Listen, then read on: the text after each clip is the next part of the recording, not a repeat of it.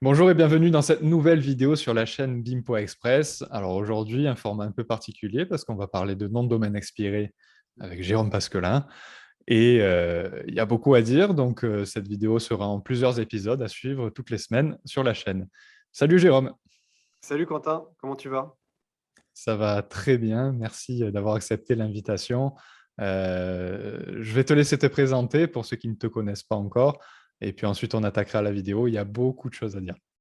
Ok, ça marche. Déjà, merci à toi de me recevoir parce que c'est toujours très sympa d'être sollicité, d'être invité.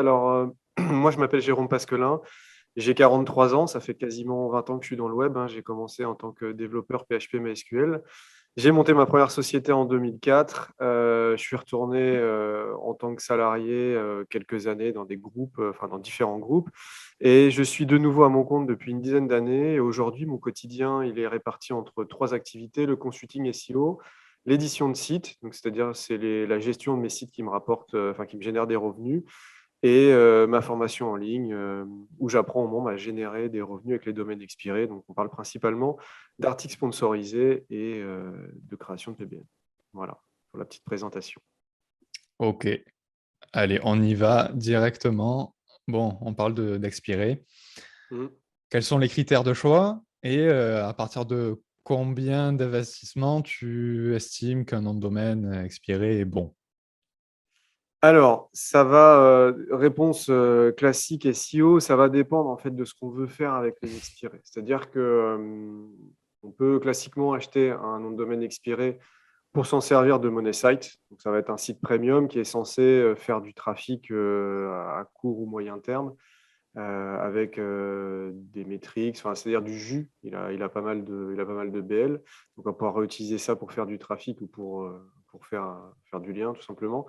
On peut aussi acheter du domaine expiré juste pour faire du réseau de sites, du PBN. Donc là, on ne va pas vraiment avoir les mêmes critères de choix. On peut aussi acheter du domaine expiré pour faire de la manipulation de métriques. Ça se fait Mhm. ça se fait de plus en plus. Voilà, donc du coup, les critères, en fait, ils vont être assez différents en fonction de l'objectif qu'on a. Pour faire court, pour un site premium, moi, typiquement, je vais regarder déjà les referring domaines et referring domaines, referring IP.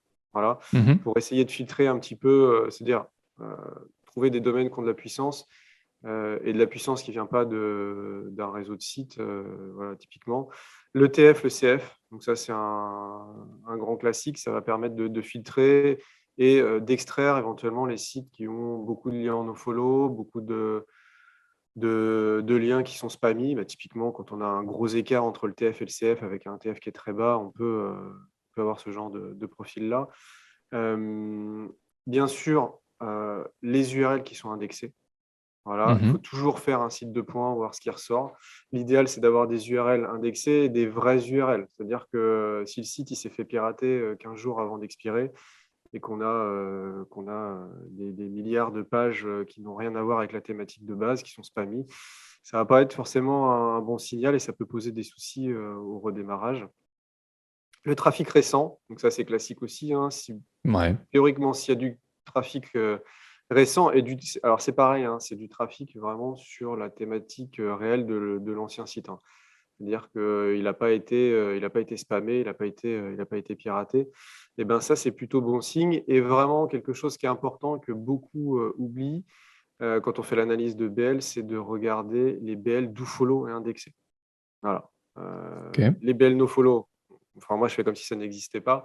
Et bah, typiquement avec SEO Observer, on peut très facilement filtrer ça, mettre juste les BL do follow et indexer. Et on peut passer de, je sais pas, 150 BL au final à 30 BL. Et du Eh coup, oui. la puissance, voilà, la qualification, elle n'est plus du tout pareille. Et avec tous les problèmes d'indexation qu'on rencontre sur Google depuis des mois, c'est hyper important voilà, de regarder ce point-là avant d'estimer la valeur et le ROI potentiel du domaine. Donc, grosso modo, voilà, c'est les principaux critères qui vont être pondérés tout simplement en fonction de ce qu'on veut en faire. C'est-à-dire que si je veux acheter un domaine expiré pour du PBN ou Pour du réseau de sites, eh ben, ça ne me dérange pas s'il n'y a pas beaucoup de referring domaine, pas beaucoup de referring IP. Ce qui va m'intéresser, c'est peut-être plus la thématique de l'ancien domaine. Voilà, vraiment, les critères, ils sont pondérés en fait en fonction de l'intention. Là, je vous ai détaillé pour un site, on va dire, premium, pour un site, on va dire un money site, un site important, quoi. Voilà, qu'on veut monétiser. Ok. Et en termes de prix, est-ce qu'il y a une moyenne où tu peux dire, OK, ben, à partir de ce prix, c'est un bon domaine? Alors, ouais, en termes de prix, ce qu'il faut savoir, c'est que ces dernières années, en tout cas sur les enchères, sur les plateformes où il y a des enchères, ça a explosé, hein, les tarifs. Mhm. Maintenant, moi, quand je veux acheter un domaine premium qui va me servir pour faire de la vente de liens, généralement, ça monte entre minimum, en moyenne, je vais dire entre 500 et 1000 euros, juste pour l'achat du Ok. domaine expiré. Voilà. Ok. À peu près. Voilà. Il y a quelques années, il y a 2 ans, c'était plutôt entre voilà, 250 et 500. Et là, je dirais que c'est plutôt entre 500 et 1000. Quand il y a des beaux BL ou quand il y a un TF qui est très élevé ou voilà, des liens gouvernementaux ou ce genre de choses-là. D'accord. Et quand tu achètes des noms de domaine, est-ce qu'il y en a certains que tu mets de côté, par exemple, des extensions particulières, les .net, .org, je ne sais pas, des noms de marques, des noms de personnes. Et si tu Ouais. l'as quand même acheté, par exemple, je sais pas, tu n'as pas fait attention, c'était un nom de marque, et que tu as mis le prix, qu'est-ce que tu en fais? Alors, pour la vente de liens, effectivement, je vais généralement rester sur de l'extension classique, donc du .fr, du .com, du .org, du .net, parce que le domaine en lui-même, il va avoir une importance sur la plupart des plateformes, en tout cas pour les acheteurs qui voient le domaine, ça peut avoir une importance. C'est-à-dire que les points, typiquement, des points OVH, des points EU, c'est peut-être un peu moins vendeur. Voilà, si on veut faire Mhm. si on veut faire de la vente de liens. Alors après, ça dépend de la configuration. Pour faire de la vente de liens en direct, c'est un peu moins vendeur. Sur certaines plateformes, ça peut typiquement ne rien changer. Donc voilà, pour les sites plutôt orientés vente de liens, j'ai privilégié ces extensions-là. Après, typiquement, pour du réseau de sites, pour du PBN, peu importe l'extension, c'est vraiment l'historique, la puissance du domaine qui va rentrer en critère de choix principal. Ok. Et si par mégarde, tu as acheté un nom que tu peux pas utiliser derrière, qu'est-ce que tu en fais?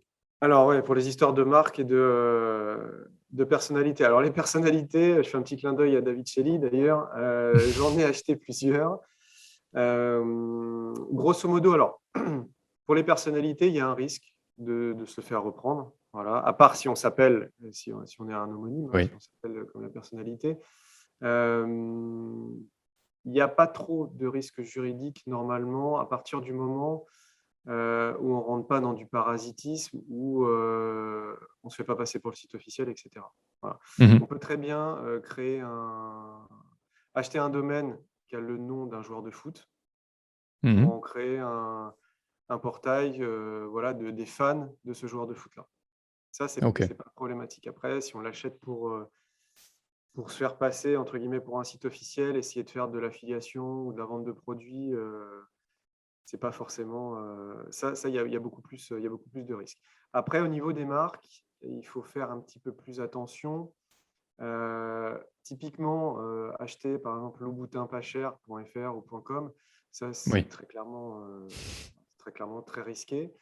Euh, Après, moi j'ai déjà acheté des domaines qui avaient la marque qui était contenue dans le Mhm. domaine, mais on n'était pas sur du pas cher. Voilà, on était bon, je peux pas les donner là, mais grosso modo, il y avait Oui. la marque qui faisait partie du domaine, mais on n'était pas sur une requête à intention d'achat ou ce genre de choses-là. C'était pas de l'EMD.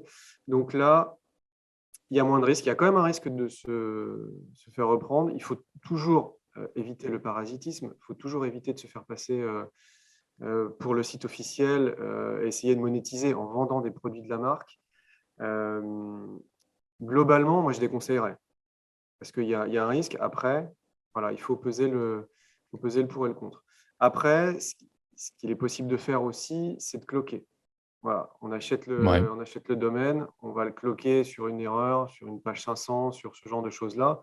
Comme ça, on a l'impression qu'il n'est pas utilisé. Puis voilà, pour Google, on va faire une page avec des liens, une 301, enfin, ce genre de choses-là. Il y a cette possibilité-là. Voilà. Mais globalement, c'est plutôt déconseillé. Alors, du coup, ta dernière question, c'était qu'est-ce qu'on fait si on a acheté un domaine qui ouais, contient la marque? Ouais, c'est ça.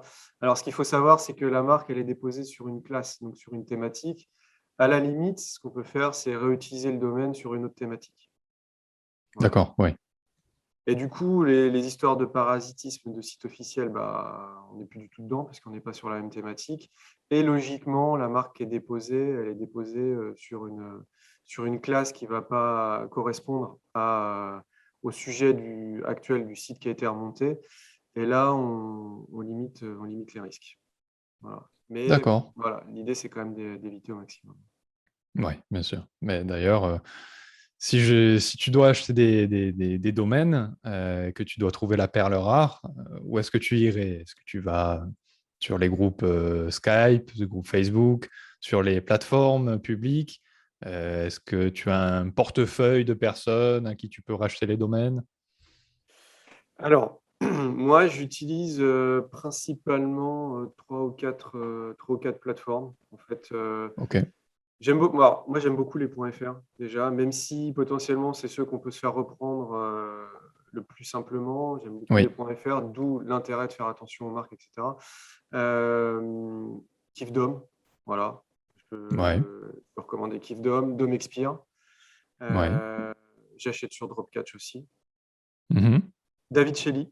Donc là, pour le coup, on n'est plus sur une plateforme classique, on est sur plutôt de la liste. Voilà, il y a des listes de Ouais, domaines à vendre.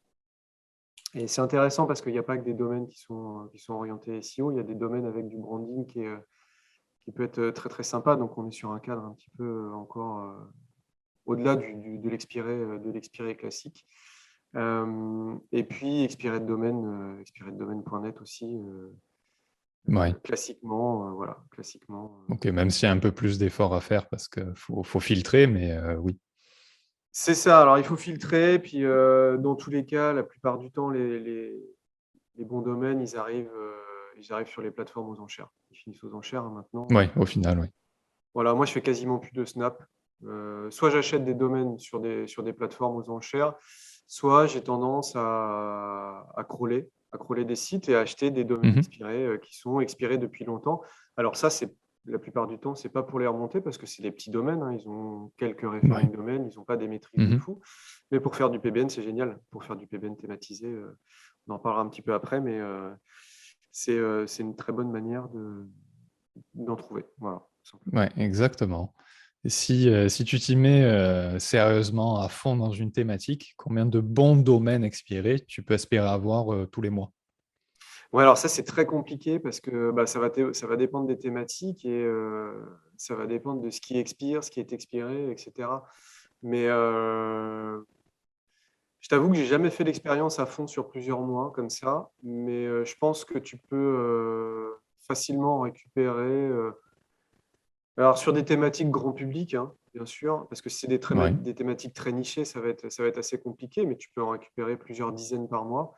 ouais. Et principalement, je pense, en crawlant des gros portails, des gros annuaires qui sont thématisés. Et du coup, tu peux récupérer des expirés thématiques. Ça va être des petits hein, pour la plupart, mais pour le coup, Ouais. c'est thématisé.